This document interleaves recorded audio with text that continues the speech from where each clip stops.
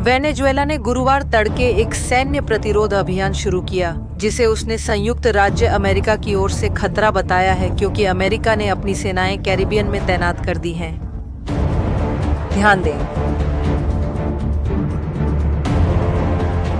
Bolivarian national armed force पूरी तैयारी के साथ सभी उपकरणों और आधिकारिक सैनिकों के साथ तैनात है।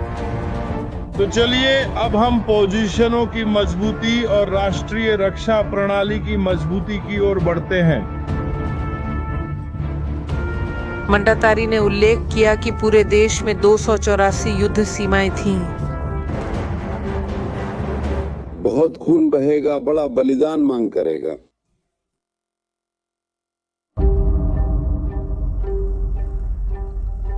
आपने अभी अभी क्या देखा? यह इस बात का संकेत हो सकता है कि कुछ गंभीर होने वाला है। कल 11 सितंबर को निकोलास मादुरो ने एक नया सैन्य अभियान घोषित किया और वहां मौजूद सभी लोगों से वादा किया कि वेनेजुएला की जमीनें कभी भी उत्तर अमेरिकी साम्राज्य की नहीं होंगी। इसी बीच संयुक्त राज्य अमेरिका का एक युद्ध बेड़ा देश के तट पर तैनात है।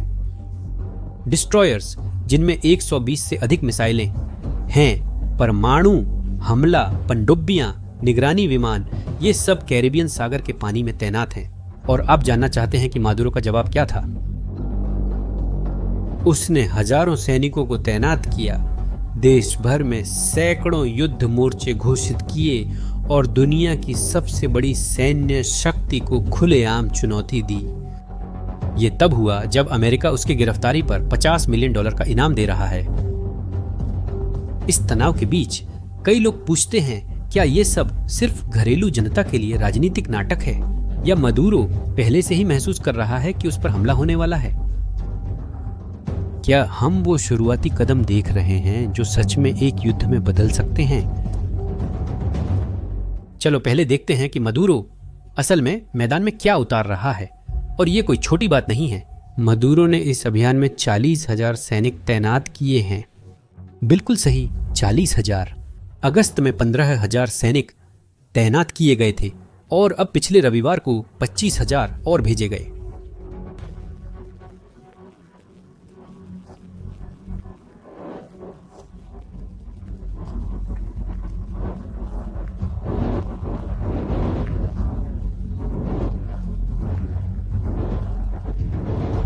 लेकिन यह संख्या सबसे ज्यादा ध्यान नहीं खींचती।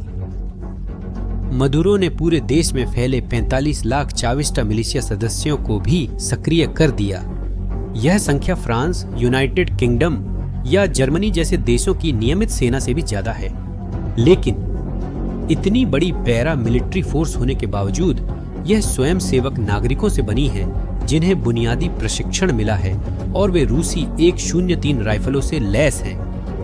मदुरो ने इन सैनिकों का बड़ा हिस्सा कोलंबिया की सीमा पर भेज दिया है, जो ऐतिहासिक रूप से तनावपूर्ण इलाका है और जहां अवैध सशस्त्र समूहों और वेनेजुएला की सेनाओं के बीच टकराव हो चुके हैं। बाकी सैनिक वेनेजुएला के पूरे क्षेत्र में फैले हुए हैं, उन 284 युद्ध मोर्चों पर जिनका जिक्र मदुरो ने किया था, जो शहरी इलाकों से लेकर जंगलों तक फैले हुए हैं। और उपकरण की बात करें तो देखिए, वेनेजुएला के पास अब भी उन्नत हथियार हैं जो उसने तेल के सुनहरे दौर में खरीदे थे, जब कीमतें ऊंची थीं और बड़ी सैन्य खरीदारी के लिए पैसे थे। उनके पास लगभग 24 रूसी सुखोई सु-30 लड़ाकू विमान हैं, जिन्हें लैटिन अमेरिका के सबसे उन्नत विमानों में गिना जाता है। उनके पास S-300 anti air defence system भी हैं, जो दर्जनों किलोमीटर दूर तक विमानों को गिराने में सक्षम हैं।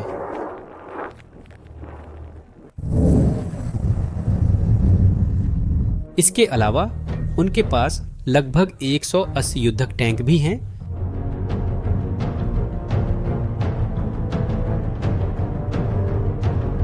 जिसमें T-70 मॉडल और 2 रूसी टैंक शामिल हैं।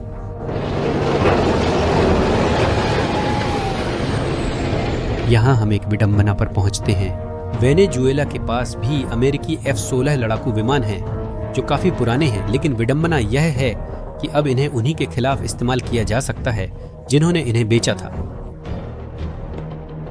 वेनेजुएला के पास भी रूसी लोगों द्वारा दिए गए एंटीशिप मिसाइल, भारी तोपखाने की प्रणालियां और इलेक्ट्रॉनिक युद्ध उपकरण हैं। अब आप लोग सोच रहे होंगे कि इतने सारे हथियारों के साथ मादुरो वाकई में गंभीर है या ये सिर्फ एक बड़ा नाटक है? और देखिए, जवाब इतना आसान नहीं है, लेकिन यहीं पर चीजें वाकई में दिलचस्प हो जाती हैं। एक तरफ यह लामबंदी बिल्कुल असली है। 40,000 सैनिकों को सिर्फ टेलीविजन पर प्रचार के लिए नहीं भेजा जाता। ऐसा कई सालों से नहीं देखा गया था। उनका भाषण भी अब बदल गया है। मादुरो सिर्फ भड़काऊ भाषण नहीं दे रहे हैं, वह हथियारबंद लोगों को रणनीतिक जगहों पर तैनात कर रहे हैं। लेकिन दूसरी ओर कुछ गंभीर समस्याएं हैं जो इस सारी ताकत के प्रदर्शन को संदिग्ध बना देती हैं। ऐसा इसलिए है क्योंकि चावेज और मादुरो ने पिछले 20 वर्षों के दौरान सशस्त्र बलों का गहराई से राजनीतिकरण किया है। उनकी सरकारों के दौरान बोलिवेरियन राजनीतिक परियोजना के प्रति वफादारी सैन्य क्षमता से अधिक महत्वपूर्ण हो गई। सरकार जनरलों को युद्ध के अनुभव के आधार पर नहीं, बल्कि सरकार के प्रति निष्ठा के आधार पर पदोन्नत करती है। और भी बुरा यह है कि इन उच्च पदस्थ अधिकारियों में से कई अवैध गतिविधियों में शामिल हैं। हम उसी कार्टेल दे लॉस सोल्स की बात कर रहे हैं जिस पर अमेरिकियों ने कोकीन तस्करी का आरोप लगाया है। जब खुद कमांडर संगठित अपराध में शामिल हों तो आप सैनिकों में नैतिक अनुशासन कैसे बनाए रखते हैं? इससे भी गंभीर मुद्दा रखरखाव का है। वेनेजुएला की आर्थिक संकट, जिसने पिछले दशक में देश की जीडीपी को आधा कर दिया, ने सैन्य बजट को पूरी तरह से ठप कर दिया है।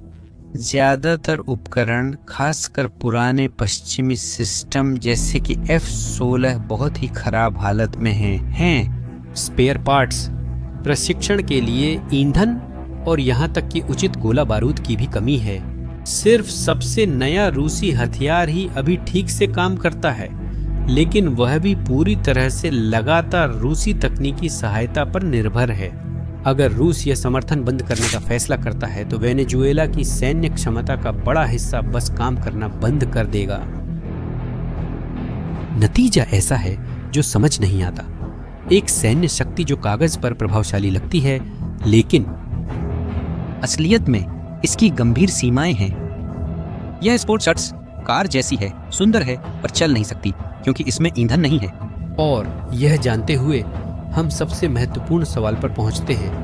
मैडुरो ठीक कैसे अमेरिकियों का सामना करने का इरादा रखते हैं?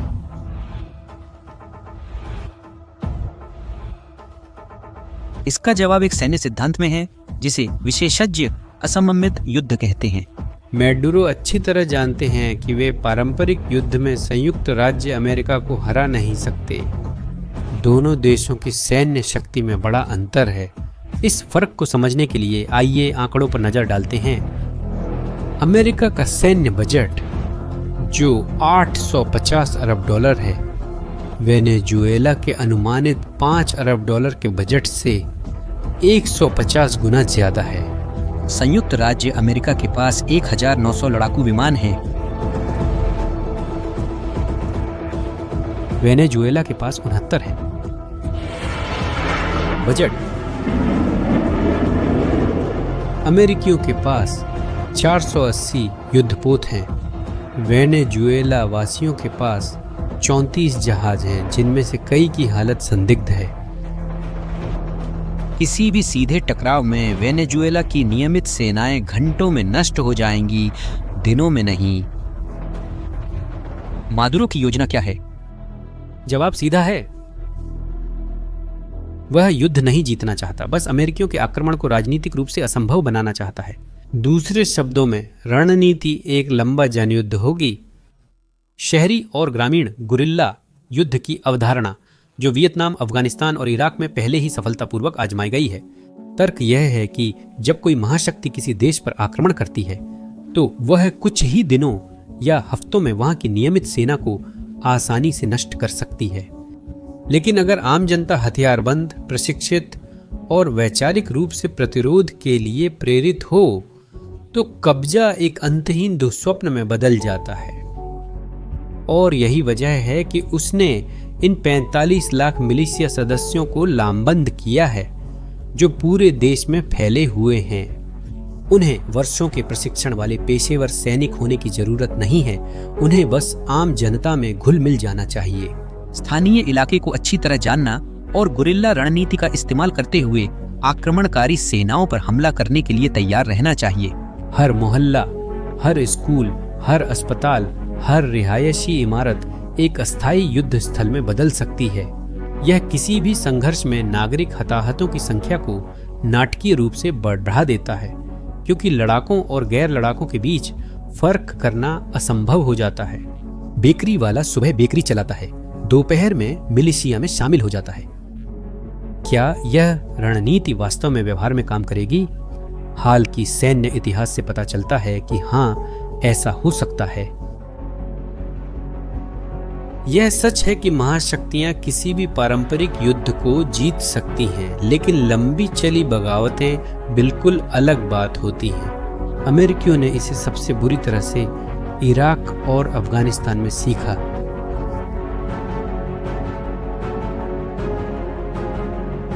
लेकिन इस कहानी का एक और पहलू भी है। इस रणनीति के माधुर्य के लिए काम करने के लिए यह 3 महत्वपूर्ण कारकों पर निर्भर करती है। जनता को वास्तव में विरोध करने के लिए प्रेरित होना चाहिए। देश को निरंतर लॉजिस्टिक समर्थन, बाहरी सहयोगियों की आवश्यकता है, और कम महत्वपूर्ण नहीं, उसे ऐसा भूभाग चाहिए जो गुरिल्ला युद्ध के लिए अनुकूल हो। वेनेजुएला में इन कारकों में से कम 2 संदिग्ध हैं। पहला है जनता। यह स्पष्ट नहीं है कि वेनेजुएला की जनता, जो पहले से ही गोलार्ध के सबसे खराब मानवीय संकटों में से एक से जूझ रही है, हथियार उठाने के लिए तैयार है या नहीं, ताकि उस शासन की रक्षा कर सके जिसे कई लोग अपनी ही बदहाली के लिए दोषी मानते हैं। वेनेजुएला की भौगोलिक स्थिति के अनुसार, हालांकि वहां गुरिल्ला युद्ध के लिए अनुकूल जंगल वाले क्षेत्र हैं, लेकिन वहां बड़े शहरी केंद्र भी हैं जिन्हें बचाना कहीं ज्यादा मुश्किल है। और यह हमें आने वाले दिनों और हफ्तों के संभावित परिदृश्यों की ओर ले जाता है। वर्तमान सैन्य, राजनीतिक और कूटनीतिक स्थिति का विश्लेषण करते हुए इस संकट के सामने 4 रास्ते हैं जिन पर यह जा सकता है, और ये सभी रास्ते आश्वस्त करने वाले नहीं हैं। पहला परिदृश्य, जो शायद निकट भविष्य में सबसे संभावित है, उसे हम लंबा गतिरोध कहते हैं। इस स्थिति में अमेरिकी अपनी प्रभावशाली नौसेना बेड़े को क्षेत्र में बनाए रखते हैं, निगरानी और समुद्री अवरोधन अभियान चलाते हैं ताकि सोल्स कार्टेल की गतिविधियों में बाधा डाली जा सके। राजू क्या है? उसी समय माधुरो अपने चुनौतीपूर्ण भाषण जारी रखते हैं और सैनिक तैनात रखते हैं। तनाव अभी भी ऊंचा है, लेकिन कोई भी वास्तव में सीधे सैन्य कार्रवाई के लिए आगे नहीं बढ़ता। इस स्थिति का फायदा यह है कि यह खुले संघर्ष से बचाती है, लेकिन क्षेत्र में स्थायी अस्थिरता की स्थिति पैदा कर देती है। दूसरा परिदृश्य और भी गंभीर है, आंशिक या पूर्ण नौसैनिक नाकाबंदी। संयुक्त राज्य अमेरिका केवल सैन्य निगरानी की उपस्थिति से वेनेजुएला के जल क्षेत्र की प्रभावी सैन्य नाकाबंदी तक स्थिति को बढ़ा सकता है। इसका उद्देश्य शासन के अवैध आय के स्रोतों को पूरी तरह से काट देना और अंतर्राष्ट्रीय व्यापार को रोकना होगा। यह खास तौर पर महत्वपूर्ण है, जैसे कि चीन और रूस जैसे देशों को तेल का निर्यात और ईरान से आने वाले रणनीतिक उपकरणों का आयात। और यहाँ एक महत्वपूर्ण कानूनी विवरण है। अंतर्राष्ट्रीय कानून के तहत नौसैनिक नाकाबंदी युद्ध मानी जाती है।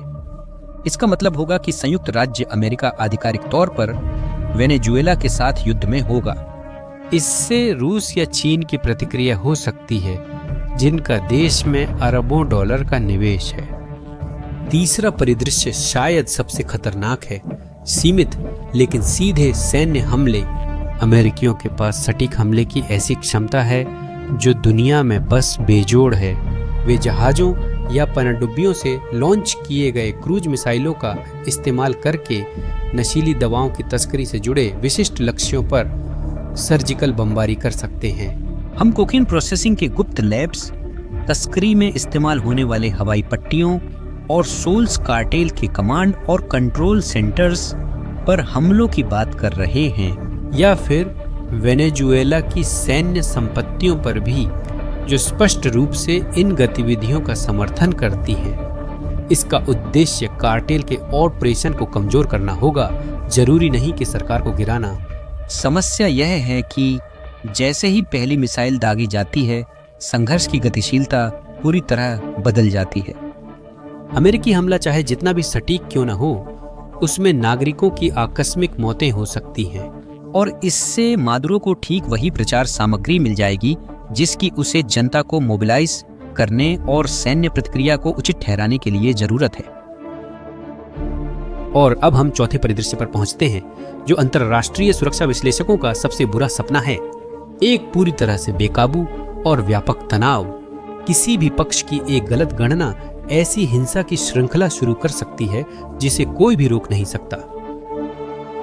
कल्पना कीजिए उदाहरण के लिए कि वेनेजुएला की मिसाइलें एक अमेरिकी निगरानी विमान को गिरा देती हैं, या फिर एक अमेरिकी हमले में देश में मौजूद रूसी सैन्य सलाहकारों की गलती से मौत हो जाती है, या फिर वेनेजुएला की सेनाएं किसी अमेरिकी पनडुब्बी पर हमला कर दें अगर उन्हें खतरा महसूस हो। इनमें से कोई भी घटना अन्य शक्तियों को सीधे संघर्ष में घसीट सकती है। रूस पहले ही स्पष्ट कर चुका है कि वह वेनेजुएला को एक रणनीतिक सहयोगी मानता है। चीन ने देश में दर्जनों अरब डॉलर का निवेश किया है। ईरान वेनेजुएला को अमेरिकी क्षेत्र में अपनी स्थिति स्थापित करने का एक अनूठा अवसर मानता है। अगर ये देश वेनेजुएला का सैन्य रूप से समर्थन करने का फैसला करते हैं तो हम एक क्षेत्रीय संघर्ष की बात कर रहे होंगे जिसके वैश्विक परिणाम होंगे। परमाणु शक्तियां कैरिबियन में सीधे आमने सामने होंगी। यह वही तरह का परिदृश्य है जो सैन्य रणनीतिकारों को रात भर जगाए रखता है। ब्राजील के लिए इसके निहितार्थ पड़ोसी निहितार्थ देश की स्थिति बहुत नाजुक है और यह केवल वैचारिक या कूटनीतिक मुद्दे से कहीं आगे जाती है। ऐसा इसलिए है क्योंकि ब्राजील और वेनेजुएला के बीच की भौतिक सीमा 2000 किलोमीटर से भी ज्यादा है। अब सोचिए कि ब्राजील ने पिछले कुछ वर्षों में लगभग 10 लाख वेनेजुएलाई शरणार्थियों को पहले ही स्वीकार कर लिया है। अगर किसी भी स्तर का सैन्य संघर्ष शुरू हो जाता है तो यह संख्या कुछ ही हफ्तों में कई गुना बढ़ सकती है। हम संभावित रूप से लाखों लोगों की बात कर रहे हैं जो एक साथ बमबारी और हिंसा से बचते हुए ब्राजील की सीमा पार करने की कोशिश कर रहे हैं। रोराइमा और अमेजनास की बुनियादी ढांचा जो पहले ही शरणार्थियों की सेवा की सीमा पर है, आसानी से चरमरा सकती है। और इस अशांत माहौल में ब्राजील सरकार ने बहुत सावधानी से एक राजनयिक खेल खेलने की कोशिश की है। एक तरफ ब्रासीलिया उत्तर सीमा की सुरक्षा को लेकर वास्तव में चिंतित है और उसने पहले ही उस क्षेत्र में सैन्य उपस्थिति को काफी हद तक मजबूत कर दिया है। ब्राजीलियाई सशस्त्र बल पूरी तरह से सतर्क हैं, संघर्ष में हस्तक्षेप करने के लिए नहीं, बल्कि यह सुनिश्चित करने के लिए कि यह राष्ट्रीय क्षेत्र में न फैले। ब्राजील क्षेत्र में अमेरिकी नौसेना की मौजूदगी पर आलोचनात्मक दृष्टिकोण रखता है। ब्राजील सरकार के सूत्र इसे अमेरिकी सैन्य तैनाती को डराने धमकाने वाली कार्रवाई मानते हैं जो वेनेजुएला से आगे है। असल में यह पूरे लैटिन अमेरिका के लिए एक संदेश है कि इस गोलार्ध में असली हुकूमत किसकी है। यह एक ऐसा संकट है जो पूरे क्षेत्र को प्रभावित करता है और इसका परिणाम अभी भी बहुत अनिश्चित है। और आप लोग क्या सोचते हैं, आपको कौन सा 4 में से परिदृश्य सबसे ज्यादा संभव लगता है? अगर यह सामग्री इस जटिल संकट को बेहतर समझने में आपके लिए उपयोगी रही हो तो चैनल को सब्सक्राइब करना और वीडियो को शेयर करना न भूलें।